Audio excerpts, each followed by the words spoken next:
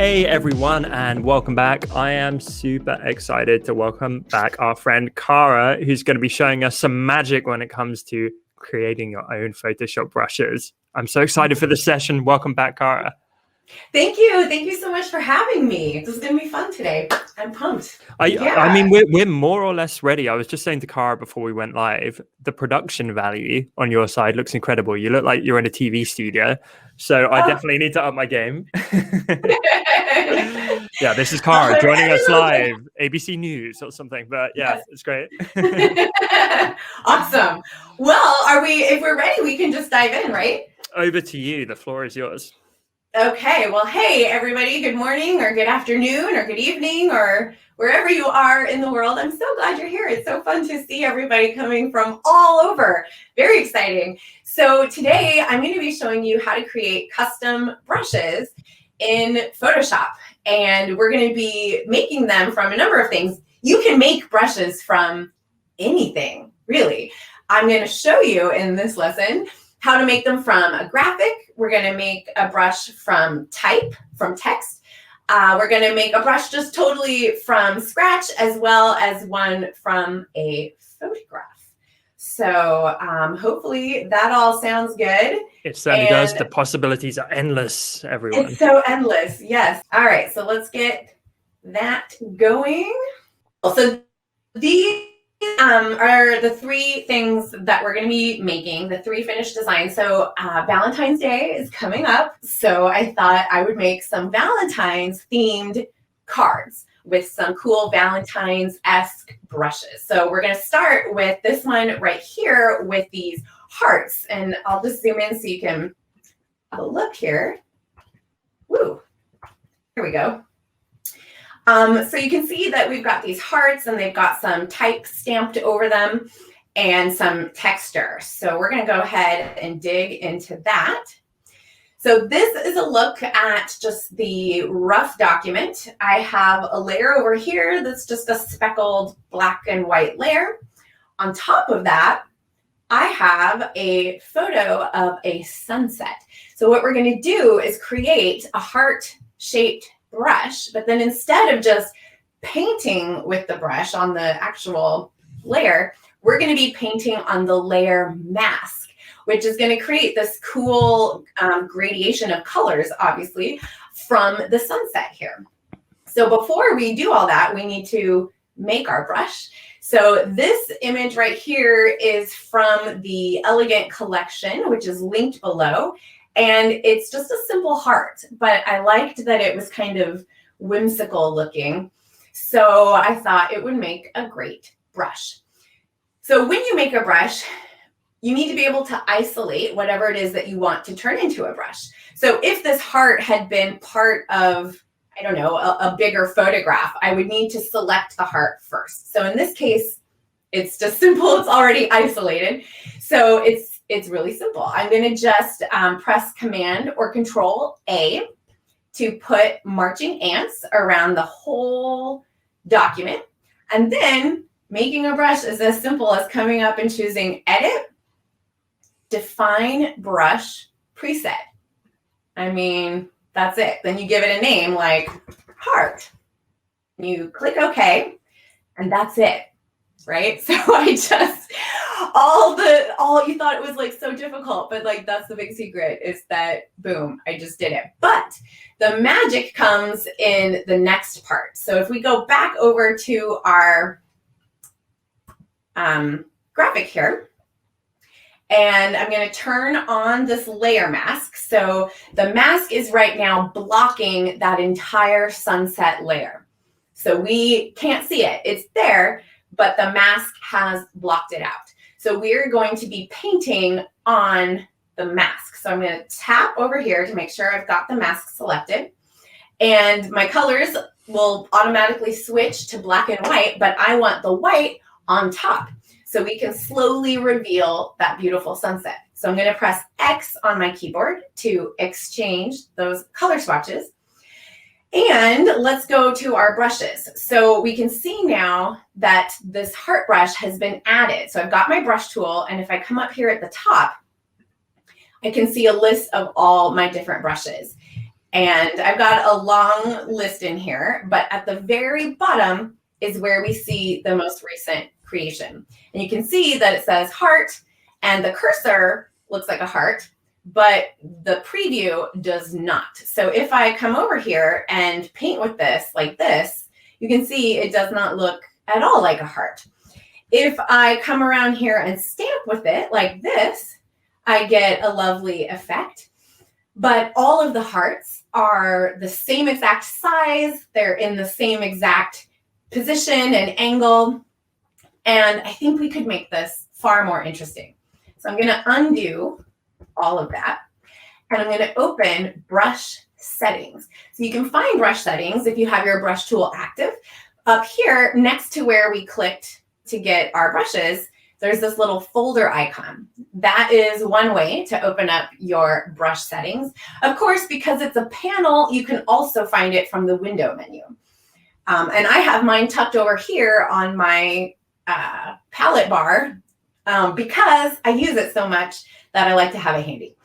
So when we're here in the brush settings, now we can actually change the way that this simple heart behaves. And this is where the artistry and the cleverness and just a lot of the creativity is. So what we're going to do is come in to brush tip shape up here. So on this side, we have this long list of like categories of settings. So right now I'm on brush tip shape, and I can change all these things here. The one that I'm going to point out is the spacing. If we take the spacing and we drag it to the right, we can see the individual hearts start to show, right? So when the spacing is all the way down, it's just basically a stroke or a line. But if we spread out the line, we get dots. And I read somewhere once that a line is just nothing more than a dot that went for a walk. And here we can I love that. literally see how that happens, right? We're taking that line and just spreading it out. And we're seeing that when we, with any brush, when we click and drag, or we're using a Wacom pen, for example, and you draw a stroke with it, you're really just taking whatever that brush is and you're just making it like dot, dot, dot, dot, dot, dot, dot, really close together. So here we're just spacing it out. So this is one setting that I am going to change here. And then the next thing we're going to do is come into shape dynamics. So I'm going to click to turn on the shape dynamics category. And then there's something up here called size jitter. So that means that whatever current size my brush is, I can come over here and I can say, I want a variety of sizes. So as I'm painting, I want the brush to change sizes. Every time that I pick up my brush or my mouse or my pen, I want a new random different size. So you can say, do you want 100% variety in size, or do you just want it to shift a little bit? So I'm just going to say, I don't know, 20 something percent, maybe a little more. So it's also really important when you think about building these brushes to remember that it's very trial and error. So when I'm making a brush, I come in here, I mess around with settings, and then I test it. And most of the time I have to go back and tweak something to get it to work how I want. So just know that that's part of the process. So I'm going to change the size, and I'm also going to change the angle. So I don't want all the hearts just perfectly straight up and down. I want them to be kind of skewed in different directions a little bit. So not a whole ton, just a little.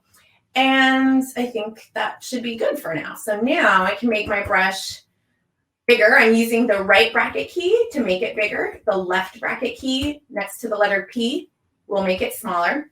And then I'm just going to start stamping with it. And you can see that as I let go, now the brush rotates. So I'll stamp again. Now it's rotating again. And every time I use it, it changes to a different angle and a different size. And I tend to get a little carried away when I'm doing this on camera. So I want to leave a little space here because I'm going to put some text. So maybe we'll just do like that. Okay, so that's one brush, right? And then we went into the settings and we changed the behavior. So we created the brush.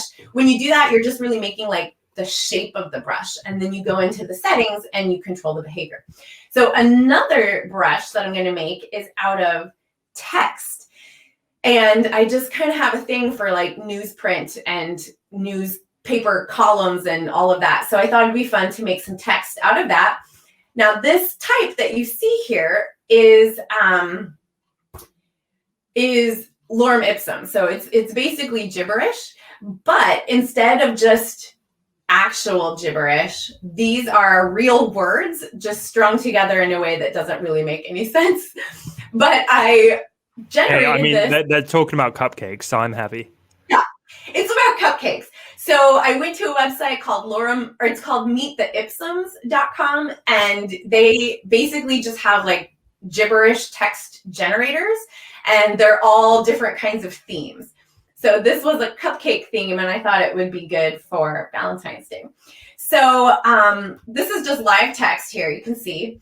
And I could make the whole thing a brush, but I think I kind of overdid it. I have more text here than I need. So I'm just going to take a paragraph. So I'm going to use the marquee selection tool to just click and drag a little selection around the paragraph that I want to use. And you'll notice it's black text on a white background. So when you capture these brush designs, these brush, the black part is what's going to be captured. So the white will not be anything. So we'll come up here to edit again, define brush preset, give it a name like type, and click OK. And then we can come back to this document. Khara, just to clarify, you didn't need to rasterize the text there. You didn't need to crop. You didn't need it on its own layer. You just used the selection tool and it let you create the brush. Exactly. I never knew that. I always used to freaking rasterize it and crop it and do all that unnecessary stuff. Yeah, you don't have to do all that.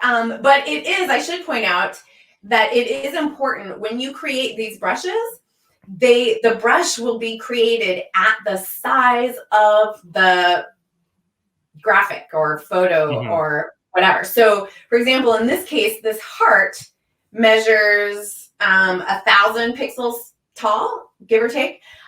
So that is the size, that's like the native size of the brush. So you want to create your brush at the largest size that you would intend to use it.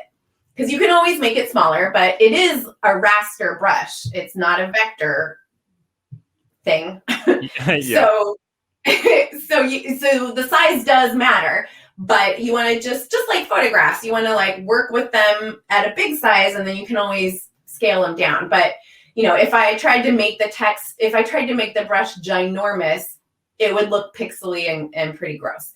So you just create it at the size you intend to use it.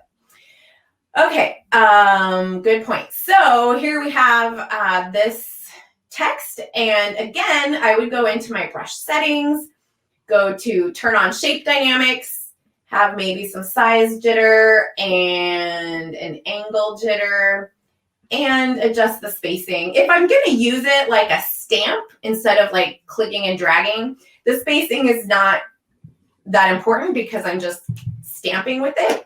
But I always like to drag it out because I can see in the preview better. And then also when I save the brush, I see what I'm working with. Mm-hmm. So this looks good. And then this time I don't want to work on the mask. So I'm going to make a new blank layer and press D to get my default color. So I've got black here on top. And now I'm just kind of stamping it. And you can see that, again, the angle jitters, I don't have to go in and mess with it every time. It just switches around on its own. So I can just stamp things around here. Da-da-da. Guess I could have made that bigger. All right. So we get something like that. And if we look closely, you can see, of course, that the text is off the edge of the hearts, like it's on top of the background too. So I want that text to appear only on the hearts. So I'm going to take this layer, let's rename it, and we'll call it like print, I guess. And I'm going to take that layer and I'm going to clip it to the layer with the hearts. And there's a lot of ways you can do that. I can come up to the layer menu and choose create clipping mask, or I can hold down the option key and then I get this weird cursor. Let me see if I can zoom this up for you. No, that's too many buttons at once. Yeah, okay, we can see it though. Yeah, the clipping mask icon. Yeah. So there we have that. And then I added the Be Mine text layer. This is the Violetta font, which is really fun and bouncy. And I thought it was just perfect with these hearts and colors and everything for Valentine's Day. It and suits then your style, I have to say. It shows, yeah. And then I added some texture from the matchbook, Strike matchbook collection. And that makes these really cool lines, the little hash marks, that I just think are really great. So that's 2 brushes already. And the next one is, we have the same heart shape here, but we're not going to use it for a brush this time. This time we're going to use it to create a path, and we're going to make a brush from scratch, and then we're going to stroke the path with our newly created brush. Okay, so first thing is we need to turn this layer, this graphic, into a vector path. So this is not a vector shape here, it's just pixels. So to turn it into a vector path, I'm going to hold down Command or Control on my keyboard and click the thumbnail for that layer. And that puts a selection around it. So once I've got that layer selected, I'm going to go to my Paths panel, and down at the very bottom, there's a little button right here that will turn, oh, here it is. Here's my little thing. It will turn the selection into a path. So I'm going to click on that. And now we see the blue dots and the outline here. And we see up here that we have this new path in the shape of a heart, and it's called Work Path. So I'll rename it and we'll call it Heart. Okay, so that part is good. Now let's go about creating our brush. We don't need this layer anymore because we've already created the path, and that exists in the Paths panel. So we can just hide that. And now we're going to take the most basic brush, which is a hard round brush. So I'll come up to the top of my brushes here and just double click to get the hard round brush. And we'll get a blank layer to work on. And I'm going to make it smaller with that left bracket key. Whoop. Now, obviously, if I just paint with it, I get a line like this. But remember, a line is just a dot that went for a walk. So I'm going to go to the settings again, which, again, you can click up here from in your control panel with your brush tool active, or from the window menu, you can just pull it up. And I'm going to open up the settings, going to drag the spacing out. I don't want it too far. So what I'm thinking is for this brush that I want it to kind of be like dust or confetti, just little blobs, little dots around the edge of this heart. Almost speckled, like if you had like flicked paint at it. But I want it to be pretty close together. So I'm not going to spread it out too far. We'll go into shape dynamics, and I'm going to turn the size jitter all the way up. And the rest of this will leave the same. Then there's something called scattering, and this is super fun. So our brush is going to go around the outline of the heart, but I don't want the dots to all just be perfect along that line. I kind of want them to scatter from the path of the brush. So that's what this does right here. So I can drag the scatter, and you can see as I go up with this in the little preview, the dots scatter away from the line that I'm drawing. So I want to keep them close. I don't want like this happening. So I'll just keep it pretty low. And I want more dots. So I can also do the count here. And as I increase the count, I'm going to get more dots happening in that same given space. So we can increase the count. And one more thing is now I feel like I want the spacing to be a little tighter. So I'm going to reduce the spacing. So I'm getting these little globs. That'll be fine. Okay, and shape dynamics, the size jitter's on, good. The final touch that we're going to add here is something called color dynamics. So I'll click to turn on color dynamics. And what this is going to allow us to do is introduce color variation while we're painting. So the dots are going to be in slightly different colors, and we don't have to change the color as we work. So what I'm going to do is turn on the foreground background jitter. So I forgot to do it just now before we did this. So we'll do it after we close this panel. But what we're going to do is choose a foreground color and a background color here. And this tells Photoshop that we want the color to jitter in between our foreground and our background color. And that means more than just those two colors. So we're going to choose a dark red and a pink for Valentine's, but our dots are going to be more than just dark red or pink. It's going to be dark red and pink and the whole gradient in between. So Khara, it's really exciting. Yeah. If I may ask a question, that didn't used to be there back in the day, did it? Color dynamics. Is that in recent years that's an addition? Because I remember earlier stage Photoshop. I don't recall that. It's been there as long as I've been into brushes. I don't remember what year that started, but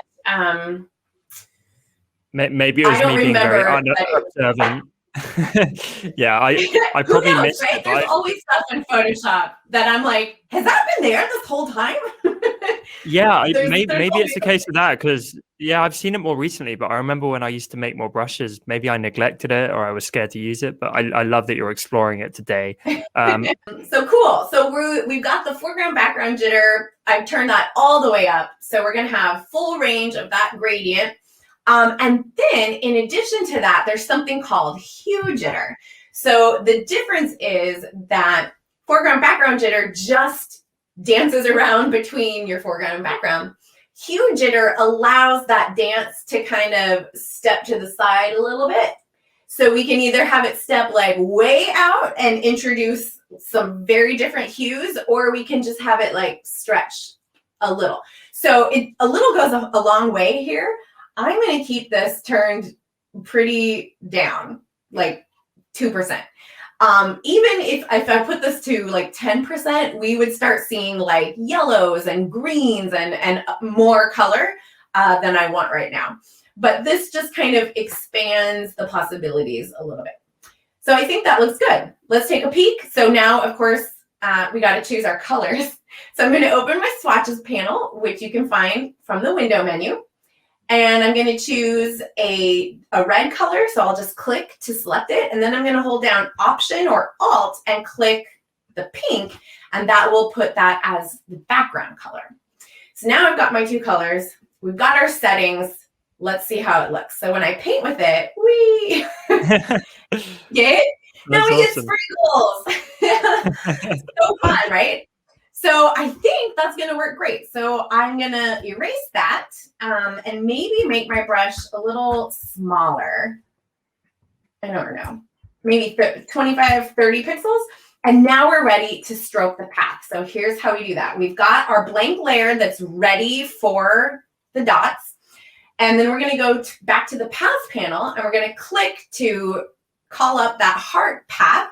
And then at the bottom of the path panel, the second button from the left will stroke the path with our current brush. So here we go. Click, boom. And so now we have the fun part. Isn't that fun? I just love it. So this is a great way to do all kinds of things with brushes that would be really hard to do either by hand or just, manually. It could be a real pain. So this is great. And then I finished off this whole thing with a black background I decided to go with. And of course, I added texture, same texture again, because I love it. So it's on all 3 pieces for today. And then I added a little XOXO at the bottom. Gossip Girl. Huh? Gossip Girl right there at the bottom. Yeah. XOXO. And so this is a font called Fairy Tale. And again, so playful and whimsy. It was a good match.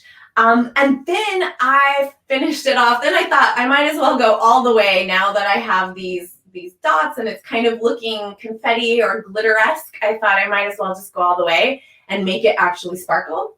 So I have that glitter pack, and in the styles panel, it's as easy as clicking one of these. Oh, there it is on the text. Let's add it to, meant to add that here.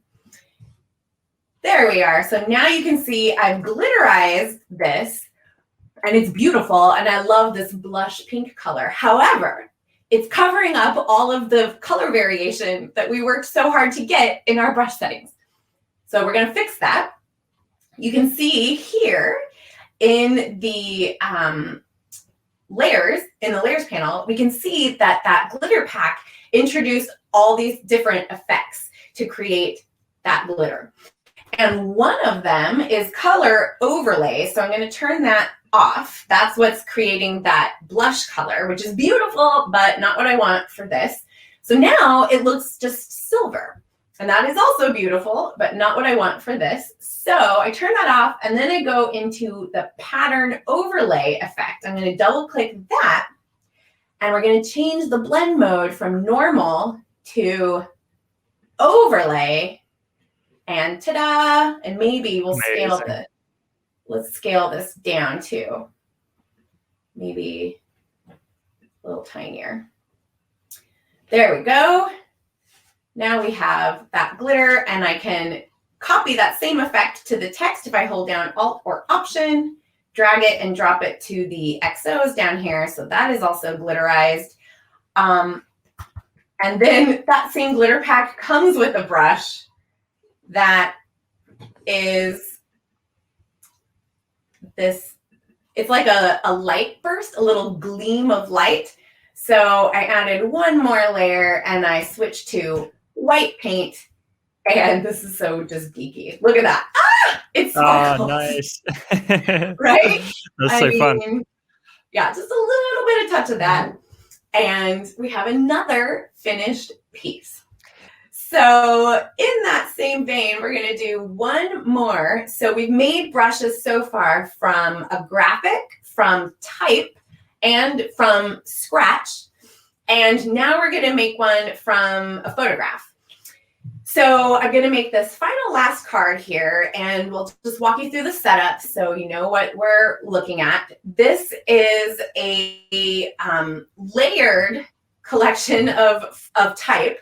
So this is the Bimbo font collection, font family, and it's a stackable, layerable font. And if you've never worked with stackable fonts, they are so fun.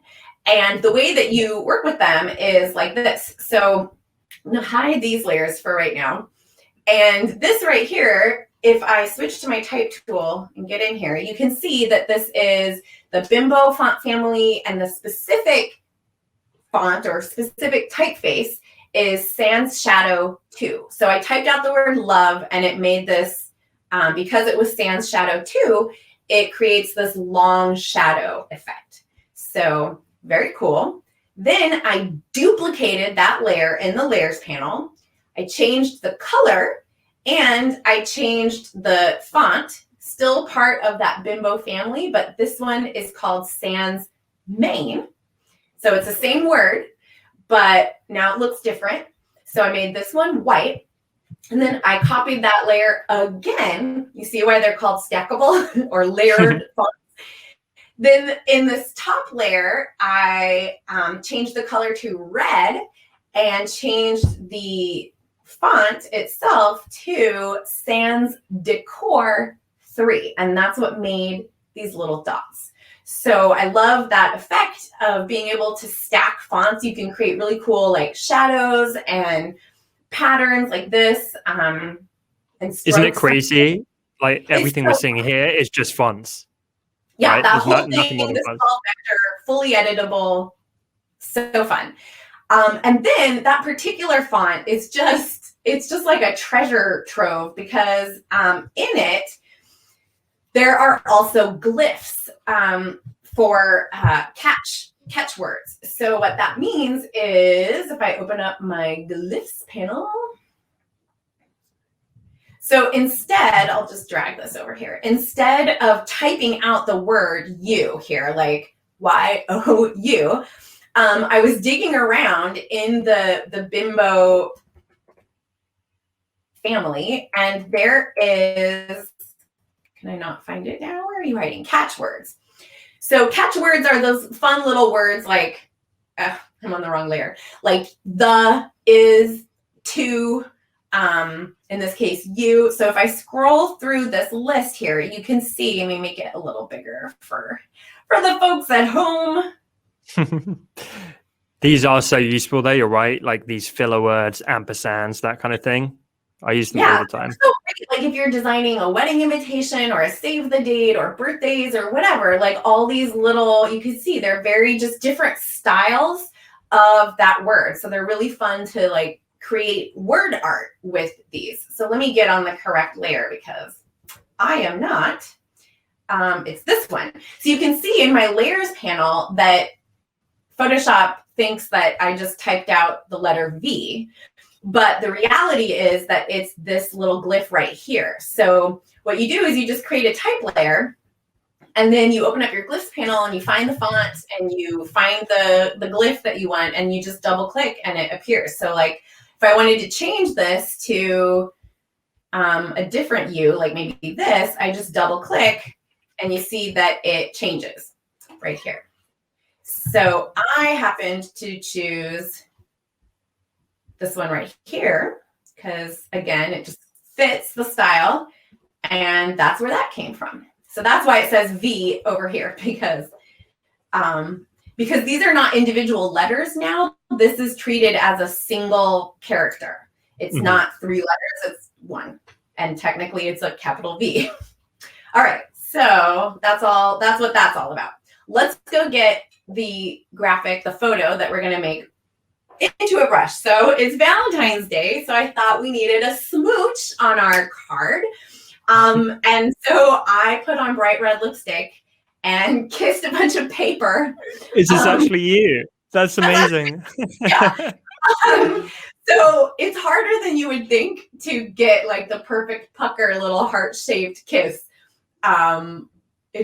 Kisses don't really look like that. But anyway, I tried. So here we have this.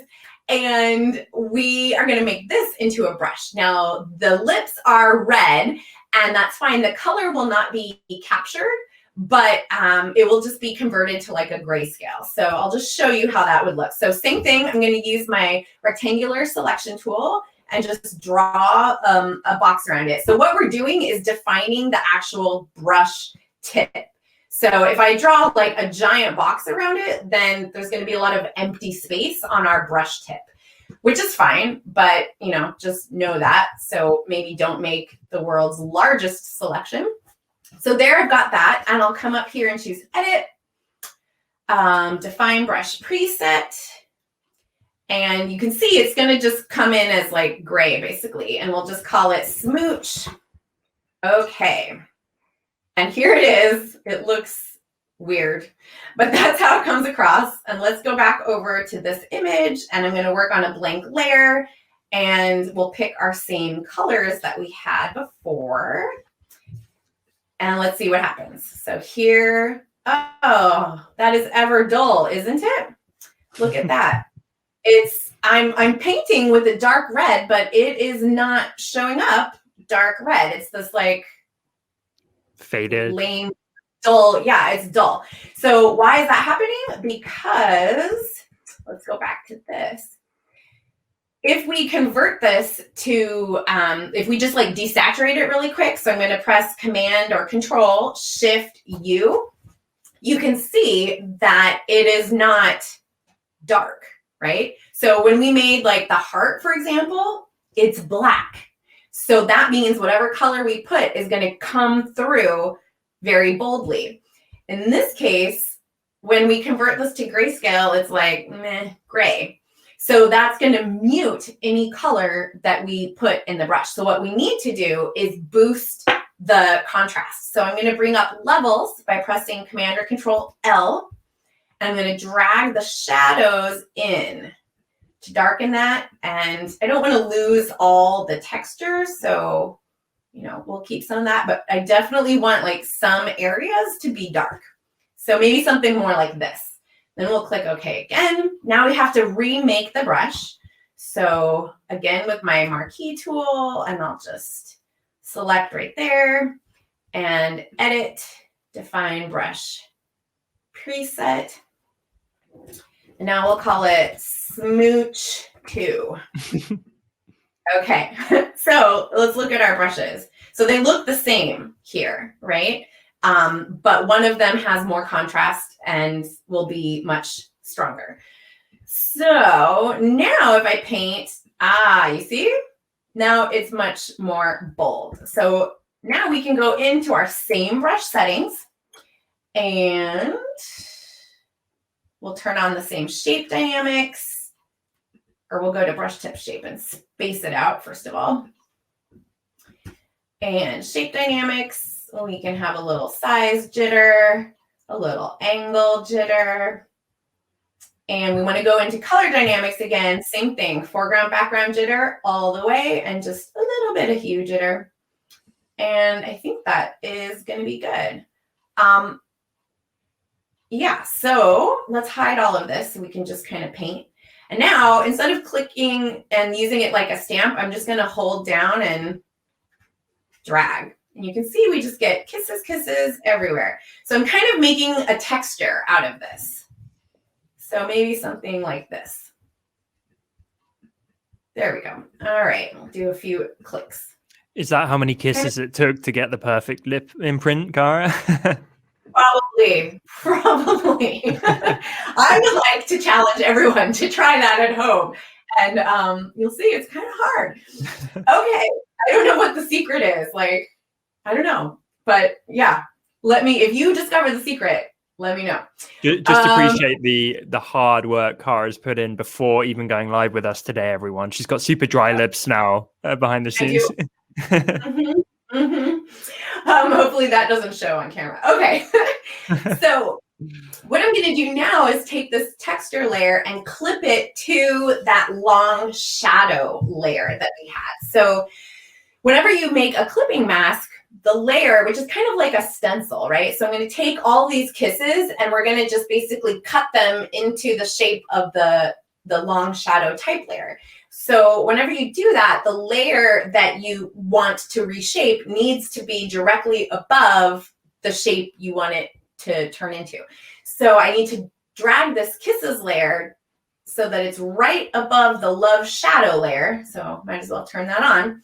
And then I'm going to hold down Alt or Option, hover my cursor till I get that weird little mark, and then click. And now we can see that that texture will apply just to this layer right here. And then we can turn on the rest. And ta-da. And then I think I added one more kiss, like there. So there you have it. That is another design piece made with a custom brush from a photograph. So after I kissed the paper, I just took a photo with my phone. I mean, nothing fancy, and cleaned up the contrast and stuff a little bit. And that was it. So Khara, you're a creative genius, I have to say. Well, I don't know about that, but thank you. It's so creative. I love it. You know, and I realized now that I'm going through this in my head, I wanted to point out one thing that I forgot to do, which is not a big deal, but I was going to show that when you create these custom brushes, you can also add texture to them. So let me just hide all of this for a minute. I forgot to do that. Let's go back to our heart brush. And I will also point out that none of the settings are saved. Okay, so this is like brush 101, and I still fail at this like all the time. Is you create a custom brush, great. That is saved. The shape of it is saved. All of the unique settings and all of the cool things you do to it are not at all automatically saved. So the minute that you switch to a different brush, it resets to just the boring just shape that we just made. So this brush that we made all those cool scattering and angle effects, that's all gone because as usual, I forgot to save it. So what you want to do, let's make a new one real quick, and then I'll show you how we avoid the thing I do every single time. I'm always guilty of that as well, Khara. So I'm glad you're showing this for everyone. Every time. So we're going to go back, adjust the shape or spacing. We'll do some size jitter, etc., some angle jitter. There you go. Thankfully, I mean, it's pretty fast to do this, but and then what I was going to show you is the texture. So I'm going to click right here. So you can actually build a texture into your brush. And Photoshop has, of course, the legacy patterns, which this is so weird. You won't find them here in this instance of the texture options. You won't see legacy patterns. Even if you go to the cogwheel, you won't see it here. You have to, this is so weird that Adobe did this, but you have to go like leave that, go to your window, go to patterns, and from your patterns panel, which is the same thing, here from the panel menu, you can choose legacy patterns and more. So you have to load this in first this way. How weird. Then you'll find it, yeah, it's super weird. Then you'll find it in your brush settings when you come up here to your patterns. So I don't know why. I think that's probably just an oversight, and I assume it will be fixed at some point. But so legacy patterns and more, and then then you have 2019 patterns, then you have legacy patterns. And it's so real silly. Intuitive. Yeah, right. So now I'm in the legacy patterns, and there's an option for artist surfaces. And this is usually my favorite place. And there's things in here like burlap, canvas, I don't know, a bunch of things. So I'm going to choose canvas, and we can close that. And I'm going to change the mode from height to multiply. And you can't see it very well in this preview, but if I paint with it and I zoom in, now you can see that pattern. You see that texture? Nice. So yeah, so anyway, all of those things that we can do, adjusting the color and the shape and all of that. In addition, you can just like throw some texture. Don't forget to save, Khara. Oh yeah, save. You see, I did it again. Okay, so then let's save this. So now that we've made these cool settings, we can't just like update this brush right here. We have to go in to the little plus, click that, and we'll call it like heart textured cool. And then you want to make sure that include tool settings is selected. Then I'll click OK. And now you can see here is the straight up heart, sort of like the stock heart that we started with. This is now the one that's got all the cool settings. So make sure you do that. And then also know that when Photoshop crashes, this could all be gone. So saving is like a 2-part process. You want to save it here. So that's good. But to really keep it so that you can rescue it later, restore it, you want to have it selected, and then you want to come up, oops, not that. And click the cogwheel and then choose export selected brushes. And you can do this as a group. So once you get these brushes created, you can just select everything in your brush panel, which is what I do, because when I want to restore my brushes, I don't want to like pick which brushes to restore. I just want everything back. So once I create like a few new brushes that I want to keep, I'll go through and you can select multiple brushes. And then you would come up to that cogwheel and choose export selected brushes, give it a name. It will create a .abr file. And then when Photoshop crashes or you lose everything in an update or whatever, you can get it all back like that. So smart. So, a lot of people are updating Photoshop on quite a regular basis. I know I am. And that's a great little hack. Just as a backup, select all your brushes and export all of them as one giant ABR. Yeah. That's... I keep all that stuff in my little Dropbox folder. So like wherever I am on whatever device, whatever, I can just get it. So yeah, I don't know what, I hope that everyone found this inspiring and fun. Let's give a massive thank you, because that was one of my favorite sessions, Khara, seriously. And yeah, so much covered, so creative, and love your positivity as well. So that was awesome. Thank you.